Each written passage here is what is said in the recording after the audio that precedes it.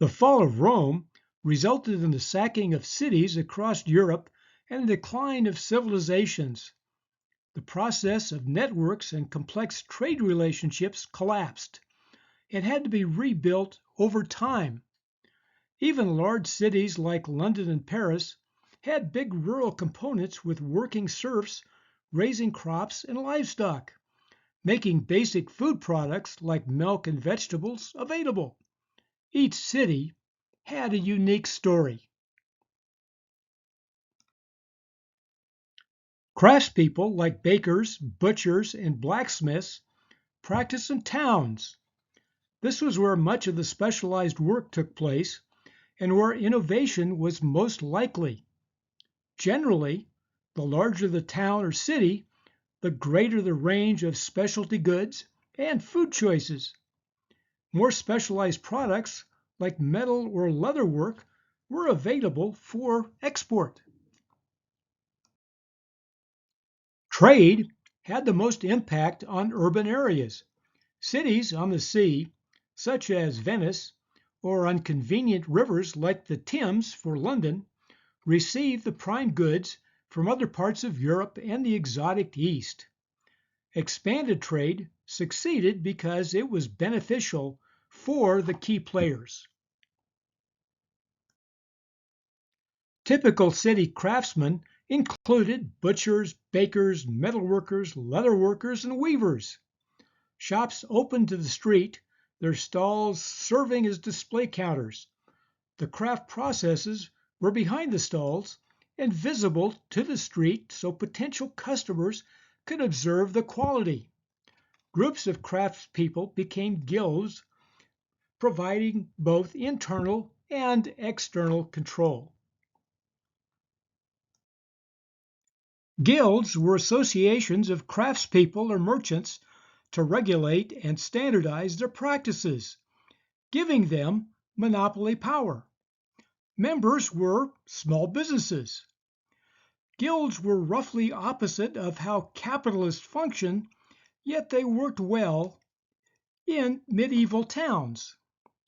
Cities typically regulated the guilds, which might include minimum and maximum prices to charge and standardized quantity. The system included requirements for apprentices to work their way to journeymen, then master craftsmen. Bakers, butchers, cheesemakers, and ale brewers could have guilds. Wine guilds were common in France. Each town would have milling and baking facilities.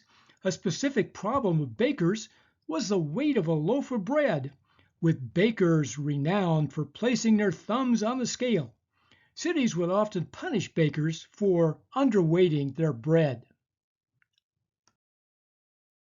Add traveling merchants to city success. Expanding cities meant greater revenues for the lords able to tax and charge fees. Better merchandise attracted demand from further away. Fine English wool found its way to textile manufacturing in Italy, with processing in Flemish and French cities. Greater demand meant greater revenue, plus innovations to improve productivity, quality, and profit.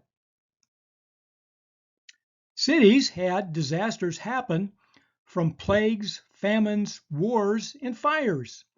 A new threat was Viking raids beginning in the 9th century, basically pillaging pirates attacking the richest and most vulnerable spots, beginning with the monasteries. The Viking longships could go far up rivers, attacking London, Paris, and up the Seine to developing cities like Troyes. The solution to stop the raids was defense, like massive city walls and strategic forts, plus a defensive fighting force. Meanwhile, the Vikings conquered several spots, including much of England and Russia, plus Normandy and France. Then they settled down to farming and trading. Merchants able to make the big bucks were the wholesale traders, using what became known as economies of scale. Rather than weekly market fairs, wholesalers could establish permanent agents at strategic locations like London or Paris to buy, transport, and sell products in bulk. The wool trade went from raw wool in England to finished clothing in Italy, with key stops along the way for processing. Sheep known for fine wool were raised across rural Britain. William the Conqueror's Doomsday Book showed that sheep were the largest agricultural commodity. That's the 11th century. The merchants, middlemen, navigated the multiple processing from buying raw wool to finished goods for clothing, overcoats, blankets, even felt. Of course, the entire process could be done in England, but the demand and better quality workmanship was on the continent, from Flanders to Italian city-states. Cloth merchants bought the raw wool mainly at local markets, graded by quality as fine, medium, or coarse. The fuller washed the wool with urine and stomped on it to remove grease, then spread on board to dry.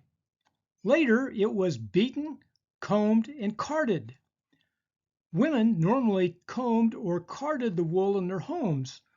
The wool was then spun into yarn, often in Flanders or France. The yarn would be woven into cloth, say in France. Italian merchants would buy large bundles of fabric for the trip to Italy to finish the clothing process. Completed textiles could be sold anywhere across the Mediterranean. Textiles and other European products could be exchanged for spices and sugar in Alexandria. Then a return trip to sell to luxury-loving Europeans, particularly after the Crusades. We would find medieval London disgusting and horrifying in the best of times. No coffee, no chocolate, no fish and chips. What about a 14th century traveler to London from the countryside, or a foreign merchant selling spices? We'll consider the possibilities next time on Food, History, and Mystery.